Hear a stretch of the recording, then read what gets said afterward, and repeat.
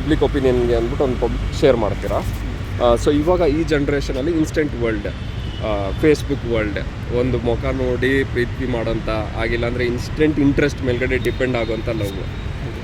ಈಗ ಲವ್ ಅಂತ ಹೇಳೋದಾದರೆ ಮೊದಲಿಗಿಂತ ಇವಾಗ ತುಂಬ ಬದಲಾಗ್ಬಿಟ್ಟಿದೆ. ಯಾಕಂದರೆ ಒಂಥರ ಆ್ಯಪಲ್ ಮಾರ್ಕೆಟ್ ಇದ್ದಂಗೆ ಆಗ್ಬಿಟ್ಟಿದೆ. ಈಗ ಒಂದು ಕಡೆ ನಾವೀಗ ಆ್ಯಪಲ್ನ ತಗೊಬಿಟ್ಟಿರ್ತೀವಿ, ಅದೇ ಒಂದು 2 ಹೆಜ್ಜೆ ಮುಂದೆ ಹೋದಾಗ ಆ್ಯಪಲ್ ಚೆನ್ನಾಗಿರುತ್ತೆ ಮತ್ತು ಇನ್ನೂ ಕಮ್ಮಿ ಆಗಿರುತ್ತೆ. ಅವಾಗ ಏನು ಅನಿಸುತ್ತೆ, ಅಯ್ಯೋ ನಾನು ಅಲ್ಲೇ ತಗೊಂಡೆ ಇಲ್ಲಿ ತಗೋಬೋದಾಗಿತ್ತಲ್ಲ ಅಂತ ಇಂಟೆನ್ಷನ್ ಬರುತ್ತೆ. ಅದೇ ರೀತಿ ಈಗ ಒಬ್ಬರನ್ನ ನಾವು ಲವ್ ಮಾಡ್ತಿರ್ತೀವಿ, ಅದೇ ಇನ್ನೊಬ್ಬನ ಯಾರನ್ನೋ ಇನ್ನೂ ಚೆನ್ನಾಗಿರೋ ನೋಡಿದಾಗ ಏನನ್ಸುತ್ತೆ, ನಾವು ಇವ್ರನ್ನೇ ಲವ್ ಮಾಡಬೇಕಿತ್ತು, ಅವ್ರನ್ನೇ ಸುಮ್ಮನೆ ಅವ್ರ ರೂಲ್ಸು ರೆಗ್ಯುಲೇಷನ್ಸು ಅಂತೆಲ್ಲ ಮೈಂಡಲ್ಲಿ ಥಾಟ್ ಬಂದುಬಿಡುತ್ತೆ.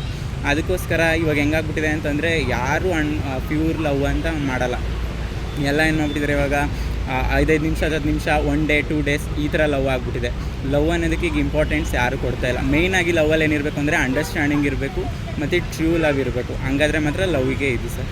ಆ ಥರ ಟೆಂಪ್ಟೇಷನ್ಗೆ ಏನಕ್ಕೆ ಬೇಗ ಯಾಕಂದರೆ ಇವಾಗೆಲ್ಲ ಕಾಮನಾಗಿ ಮೊದಲು ಹೆಂಗಿತ್ತು ಅಂತಂದರೆ ಒಬ್ಬರನ್ನೇ ಲವ್ ಮಾಡಿ ಅವ್ರನ್ನೇ ಮದುವೆಯಾಗಿ ಆ ಥರ ಇದ್ರು. ಇವಾಗ ಆ ಥರ ಇಲ್ಲ. ಎಲ್ಲ ಒಂಥರ ಫ್ಯಾಷನ್ ವರ್ಲ್ಡ್ ಅಂತ ಅಂದ್ಬಿಟ್ಟು ಈಗೆಲ್ಲ ಕಾಮನಾಗಿ ಸೋಷಿಯಲ್ ಮೀಡಿಯಾ ಜಾಸ್ತಿ ಯೂಸ್ ಮಾಡೋದ್ರಿಂದ ಎಲ್ಲರೂ ಬೇಗ 1 ಡೇ 2 ಡೇಸ್ ಲವ್ವೇ ಜಾಸ್ತಿ ಆಗ್ಬಿಟ್ಟಿದೆ. ಯಾರೂ ಈಗ ಲವ್ವಿಗೆ ಇಂಪಾರ್ಟೆನ್ಸ್ ಕೊಡ್ತಾ ಇಲ್ಲ. ಅಂಡರ್ಸ್ಟ್ಯಾಂಡಿಂಗ್ ಅನ್ನೋದು ಮುಖ್ಯವಾಗಿಲ್ಲ ಸರ್. ಅದರಿಂದ ಯಾರೂ ಲವ್ ಅಷ್ಟೊಂದು ಟ್ರೂಲಿ ಇಲ್ಲ.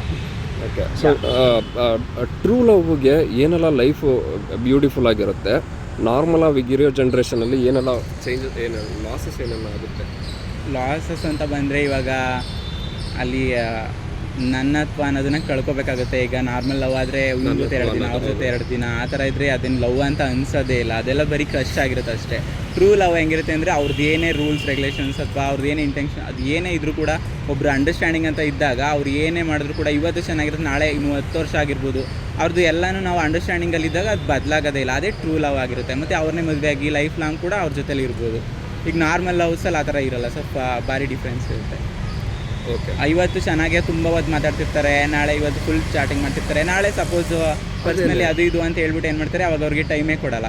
ಅದರಿಂದ ಅವಾಗ ಅವ್ರು ಏನೋ ಇರಿಟೇಟಿಂಗ್ ಆಗ್ತಾ ಇರುತ್ತೆ. ಇವ್ರೇನಿಗೆ ಪದೇ ಕಾಲ್ ಮಾಡ್ತಾರೆ, ಆ ಥರ ಎಲ್ಲ ತಿಳ್ಕೊಂಡು ಏನು ಮಾಡ್ತಾರೆ, ಅದನ್ನು ಲವ್ ಬ್ರೇಕಪ್ ಅಂತ ಹೇಳೋದು. ಆ ಥರ ಎಲ್ಲ ಗೊತ್ತಿರೋ ಯಾರೋ ಒಬ್ಬ ಗೊತ್ತಿಲ್ಲದೆ ಇರೋನು ಇನ್ಸ್ಟಾಲೋ ಫೇಸ್ಬುಕ್ಕಲ್ಲೋ ಮೆಸೇಜ್ ಮಾಡೋರನ್ನ ಖುಷಿಯಾಗಿ ರಿಪ್ಲೈ ಮಾಡ್ತಾರೆ. ಹೌದು, ಸ್ಟಾರ್ಟಿಂಗ್ ಎಲ್ಲ ಖುಷಿಯಾಗಿರುತ್ತೆ. ಯಾರೇ ಲವ್ ಅಂತ ಲವ್ ಆಗಿ ಫ್ರೆಂಡ್ಶಿಪ್ ಆಗಲಿ ಲವ್ ಆಗಲಿ ಫಸ್ಟ್ ಸ್ಟಾರ್ಟಿಂಗ್ ಏನಿರುತ್ತೆ ಖುಷಿಯಿಂದ ಮೆಸೇಜ್ ಮಾಡ್ತಾರೆ. ಎಷ್ಟೊತ್ತು ಅವರ್ ಆದರೂ ಕೂಡ ಮೆಸೇಜು ತುಂಬ ಹೊತ್ತು ಕಾಲ್ ಚಾಟಿಂಗ್ ಎಲ್ಲ ಇರುತ್ತೆ. ಅದೇ ಒಂದು 2 ಡೇಸ್ 3 ಡೇಸ್ ಕಳೆದಾಗ ಏನು ಮಾಡ್ತಾರೆ, ಅವಾಗ ಅವರು ರೆಸ್ಪಾನ್ಸೇ ಮಾಡಲ್ಲ, ಇಗ್ನೋರ್ ಮಾಡೋದು, ಹೈಡ್ ಮಾಡೋದು ಆ ಥರ ಮಾಡ್ತಾರೆ. ಅವಾಗ ಏನು ಅನ್ಸುತ್ತೆ, ಅವ್ರಿಗೆ ಇರಿಟೇಟಿಂಗ್ ಅನ್ಸ್ಬಿಡುತ್ತೆ. ಸ್ಟಾರ್ಟಿಂಗ್ ಎಲ್ಲ ಖುಷಿಯಾಗಿದ್ದು 2 ದಿನ 3 ದಿನ ಆದಮೇಲೆ ಇರಿಟೇಟಿಂಗ್ ಅನಿಸಿರುತ್ತೆ. ಅದಕ್ಕೆ ಇವಾಗೆಲ್ಲ ಅಷ್ಟೊಂದು ಲವ್ ಇಂಪಾರ್ಟೆನ್ಸ್ ಆಗ್ತಿಲ್ಲ. ಅಂಡರ್ಸ್ಟ್ಯಾಂಡಿಂಗ್ ಅನ್ನೋದು ಇರಬೇಕು ಮುಖ್ಯವಾಗಿ. ನಂಬಿಕೆ ಮತ್ತು ಅಂಡರ್ಸ್ಟ್ಯಾಂಡಿಂಗ್ ಇದ್ದರೆ ಲವ್ ಸಕ್ಸಸ್ ಆಗುತ್ತೆ. ಸೊ ಇವಾಗ ಲವ್ ಏನು ಹೇಳೋದು, ಒಂದು ಲವ್ವಲ್ಲಿ ತುಂಬ ಮಾತಾಡಿದ್ರೆ ಚಂದನ ಹುಡುಗ, ಇಲ್ಲಾಂದರೆ ಸೈಲೆಂಟಾಗಿದ್ದರೆ ಬೆಟ್ರಾ ಅಂತ? ಸೈಲೆಂಟು ತುಂಬ ಮಾತಾಡೋದು ಅಂತ ಏನಿಲ್ಲ. ನಾವು ಒಬ್ಬರನ್ನ ಲವ್ ಮಾಡೋಕ್ಕೆ ಒಪ್ಕೊಂಡ್ವಿ ಅಂದ ತಕ್ಷಣ ಅವ್ರದ್ದು ಏನೇ ಇದ್ದರೂ ಕೂಡ ನಾವು ಅದನ್ನು ಅಡ್ಜಸ್ಟ್ ಮಾಡ್ಕೊಳ್ಳೇಬೇಕು. ಅದು ಕಮ್ಮಿ ಮಾತಾಡೋದಾಗಿರ್ಬೋದು, ಜಾಸ್ತಿ ಮಾತಾಡೋದಾಗಿರ್ಬೋದು, ಮೆಸೇಜ್ ಮಾಡ್ತಿರ್ಬೋದು, 2 ಡೇಸ್ ಅವರು ಬ್ಯುಸಿ ಇರ್ಬೋದು, ತುಂಬ ಫ್ರೀ ಆಗಿರ್ಬೋದು. ಯಾವಾಗ ಫ್ರೀ ಇರ್ತಾರೆ ಆವಾಗಲಾದರೂ ಅವರು ಟೈಮ್ ಕೊಡಬೇಕು. ಒಬ್ಬ ಮನುಷ್ಯನಿಗೆ ಇನ್ನೊಬ್ಬರು ಮನುಷ್ಯ ಅವರು ಟೈಮ್ ಕೊಟ್ಟರೆ ಮಾತ್ರ ಅದು ಲವ್ ಆಗುತ್ತೆ. ಟೈಮ್ ಕೊಟ್ಟಿಲ್ಲ ಅಂದಾಗ ಏನಾಗುತ್ತೆ, ಇವ್ರು ನಮ್ಗೆ ಟೈಮ್ ಕೊಡ್ತಾ ಇಲ್ಲ, ನಮ್ಮ ಭಾವನೆಗಳನ್ನ ಶೇರಿಂಗ್ ಮಾಡ್ಕೊತಿಲ್ಲ ಅಂದಾಗ ಅವ್ರು ಬೇರೆ ಕಡೆ ಮೈಂಡ್ ಡೈವರ್ಟ್ ಆಗುತ್ತೆ. ಬೇರೆ ಕಡೆ ಅವ್ರಿಗೆ ಇದ್ದಿದ್ದ ಟೈಮಲ್ಲೇ ನಿಮಗೆ ಅಂತ ಟೈಮ್ ಕೊಟ್ಟಿರ್ತಾರೆ, ಲವ್ಗೆ ಅಂತ ಟೈಮ್ ಕೊಟ್ಟಿರ್ತಾರೆ. ಸೊ ಆ ಥರ ಇದ್ದಾಗ ಅದು ಹೇಗೆ ಚೇಂಜಸ್ ಆಗಿಬಿಡುತ್ತೆ ಸಡನ್ನಾಗಿ? ಏನಕ್ಕೆ ಪ್ರಯಾರಿಟೈಸ್ ಆಗಿ ಪರ್ಸನಲೈಸ್ ಆಗಿ ಅವರು ಯಾಕಂದರೆ ಅವಾಗ ಇಗ್ನೋರ್ ಮಾಡ್ತಾ ಇರ್ತಾರೆ. ಅವ್ರಿಗೆ ಒಬ್ಬರು ಈಗ ನಾವು ಹೊಸ್ದಾಗಿ ಸಿಕ್ಕಿರ್ತೀವಿ ಅಂದಾಗ ನಮ್ಮ ಜೊತೆ ಮಾತಾಡ್ತಿರ್ತಾರೆ, ನಾಳೆ ಇನ್ನೊಬ್ರು ಸಿಕ್ತಾಗ ಅಂದರೆ ಅವ್ರ ಜೊತೆ ಮಾತಾಡ್ತಿರ್ತಾರೆ. ಕೇಳಿದ್ರೆ ಬೇರೆ ರೀಸನ್ಸ್ ಹೇಳೋದು. ಹಂಗೆಲ್ಲ ಇದ್ದಾಗ ಏನು ಮಾಡ್ತಾರೆ, ಅವ್ರು ಟೈಮ್ ಕೊಡಲ್ಲ. ನಮಗೂ ಯಾಕೋ ಇವ್ರಿಗೂ ಅಂಡರ್ಸ್ಟ್ಯಾಂಡಿಂಗ್ ಇಲ್ಲ, ಟೈಮ್ ಕೊಡ್ತಾ ಇಲ್ಲ ಅನ್ನೋ ರೀತಿಲಿ ಅವ್ರು ಏನು ಮಾಡ್ತಾರೆ, ಬೇರೆ ಕಡೆ ಎಲ್ಲ ಇದು ಮಾಡ್ಕೋತಾರೆ ಅಷ್ಟೇ. ಸೊ ಈ ವಿಷಯಗಳು ಮಾತ್ರ ಯಾವತ್ತೂ ಒಂದು ಹುಡುಗಿ ಹತ್ರ ಹೋಗಬಾರ್ದು. ಮೇ ಬಿ ಇನ್ಸೆಕ್ಯೂರಿಟೀಸ್ ಆಗ್ಬೋದು, ಆ ಥರ ಯಾವುದ್ಯಾವ್ದು ವಿಷಯಗಳು ಹುಡುಗಿ ಇದರಿಂದ ಸ್ವಲ್ಪ ದೂರ ಇಡಬೇಕು. ಡೌಟ್ ಇರ್ಬೋದು, ಇನ್ಸೆಕ್ಯೂರಿಟೀಸ್ ಇರ್ಬೋದು, ಕೆಟ್ಟ ಪದಗಳಿರ್ಬೋದು, ಆ ಥರ. ಹೌದು.